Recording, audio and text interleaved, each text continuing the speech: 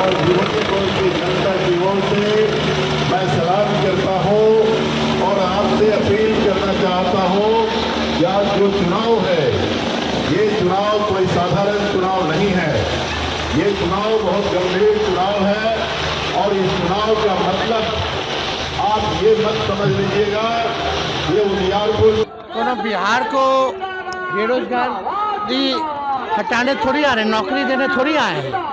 वो बिहार को आए ठगने, लेकिन बिहार की जनता ठगाएगी नहीं। नमस्कार, पॉलिटिक्स में आप सबों का स्वागत। और आज हम पॉलिटिक्स में बात तेजस्वी के उस पॉलिटिक्स की कर रहे हैं जिस पॉलिटिक्स के सहारे वो 2025 साधना चाहते हैं। जी हाँ, आज से उन्होंने अपनी चुनावी सभा की शुरुआत की है। 5 जगहों पर आज उनकी चुनावी सभा थी और उस 5 जगहों में 3 ऐसे कंस्टिट्यूएंसी हैं जहां से उनके विधायक। उन्होंने कार्यक्रम की शुरुआत सिमरी बख्तियारपुर से, जहां आरजेडी का विधायक है, समस्तीपुर आरजेडी के विधायक हैं, उजियारपुर आरजेडी के विधायक हैं, और इसके अलावा क्योटी और पारू दोनों जगह बहुत ही मार्जिन वोट से जीत हार हुई थी।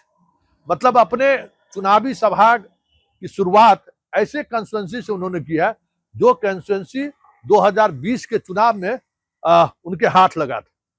लेकिन जिस तरीके से उनका चुनावी सभा हुआ है और जो उनका बॉडी लैंग्वेज था, 2020 वाली चमक या वो तेज तेजस्वी के न चेहरे पर दिखा, न उपस्थित जो ऑडियंस था, ऑडियंस क्या कहेंगे, उपस्थित जो जनता है उसमें भी वो तेज नहीं दिखा। पहले तो आप याद कीजिए 2020 12-12 सभा करते थे, दौड़ के तेजस्वी आता था बस अंदाज में, और 2 मिनट से 3 मिनट में वो चल देते थे।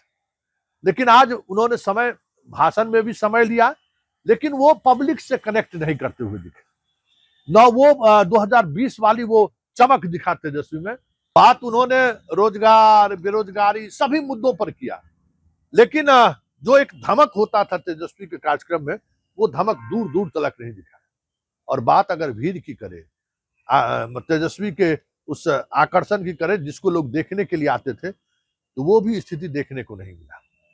5 जगह पर के सभा में आप कह सकते हैं कि तेजस्वी को इससे पहले जितनी भी सभा हुई है उस सभा से बहुत ही फीकी सभा रही, बहुत कम लोग जुटे हैं। आप वीडियो में देख सकते हैं कि हेलीकॉप्टर कहाँ है और तेजस्वी का मंच कहाँ है और लोग कहाँ हैं।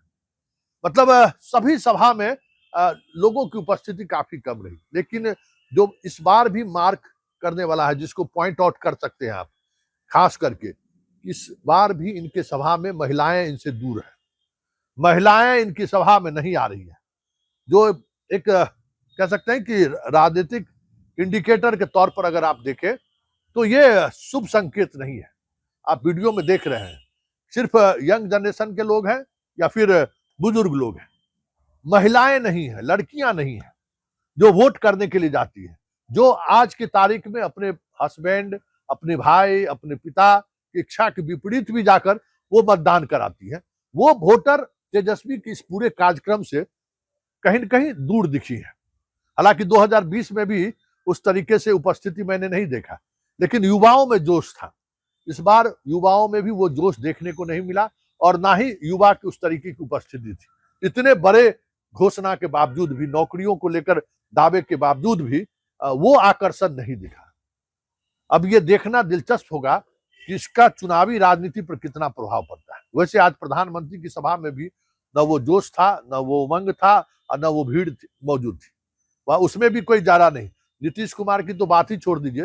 नीतीश कुमार की सभा तब ये है कि कुर्सी लगा के लोग बैठ रहे हैं, 1000-2000 आदमी आ जाए तो बहुत बड़ी बात है, और बाकी पॉलिटिशियन की तो बात ही छोड़ दीजिए। ये स्थिति है और अब इसकी वजह सभी पॉलिटिकल पार्टी को लेकर लोगों में एक उदासीनता है, वजह ये भी हो सकती है। लेकिन जो बात कही जा रही है, क्योंकि आज आईपी गुप्ता भी साथ थे तेजस्वी के, आज मुकेश सहनी भी तेजस्वी के साथ थे और खुद मुकेश सहनी, तेजस्वी खुद थे।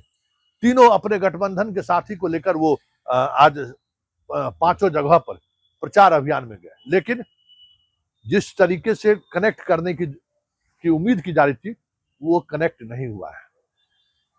पर उम्मीदवारों और उनके समर्थकों से जब हमारी बात हुई, उन्होंने कहा कि वक्त ही नहीं दिया गया, कल रात में तो सूचना ही दी गई है।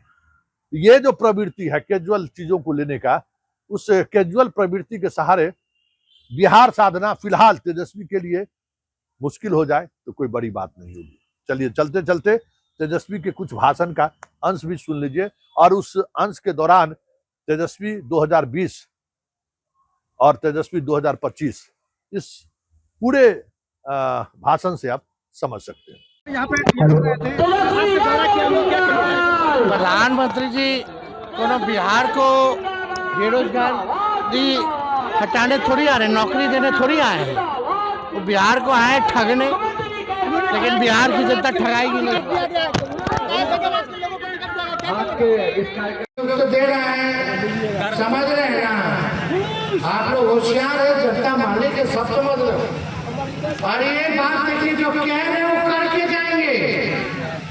इनको 20 साल दिया, तेजस्वी को 20 महीना दीजिए, जो 20 साल में वो 20 महीना में हम करके दिखाने का आगे बढ़ाना है लोगों को, हमको काम करना है।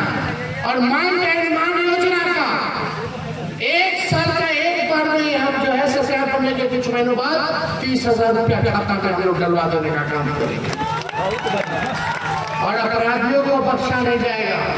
कोई अगर हमारी माताएं बहनों की इज्जत पे हाथ लगाएगा, कोई हत्या का प्रयास करेगा, अपहरण का प्रयास करेगा, चाहे तेजस्वी का अपना हो या पढ़ाया, तेजस्वी की परछाई की गलती करेगी तो उसको भी तेजस्वी सजा दिलाएगा।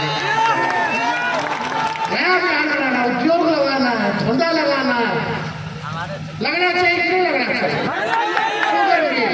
प्रधानमंत्री नरेंद्र मोदी जी फैक्ट्री लगाना है गुजरात में, फैक्ट्री चाहिए बिहार में, ये नहीं चलने वाला है। हिसाब कीजिए, गूगल पे लिखिए प्रधानमंत्री ने गुजरात को क्या दिया, कितना फैक्ट्री लगाए, अब बिहार में कितना। आखिरी फैक्ट्री लालू जी लगवा रेलवे का, इंजन का और पहिया का। आज देश में विदेश में इंजन और रेलवे का पहिया जा रहा है तो बिहार में बन रहा है, लालू जी की देन है।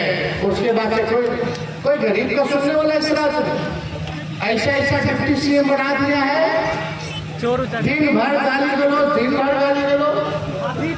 एक काम बता दीजिए, ये सब बेईमान लोग हैं, जंगल राज की बात करते हैं, गरीब के राज को जंगल राज की बात करते हैं। आज क्या स्थिति है, किसके साथ न्याय हो रहा है, कितना अन्याय हो रहा था, क्या कर पूछे 20 साल राज करने के बाद, नरेंद्र मोदी जी के 11 साल प्रधानमंत्री के बनने के बाद क्यों है हमारा बिहार गरीब, क्यों सबसे ज्यादा बेरोजगारी है, क्यों कारखाना और फैक्ट्री यहाँ नहीं है, ये सवाल पूछिए।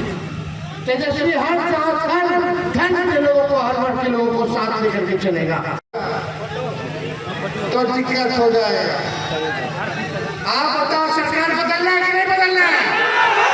सब लोग हाथ उठा करके बताइए, सरकार बदलना है। तेजस्वी को एक बार आशीर्वाद दीजिएगा ना, तो आप देखिए यहाँ सभी यहाँ प्रत्याशी लोग, यहाँ अजय जी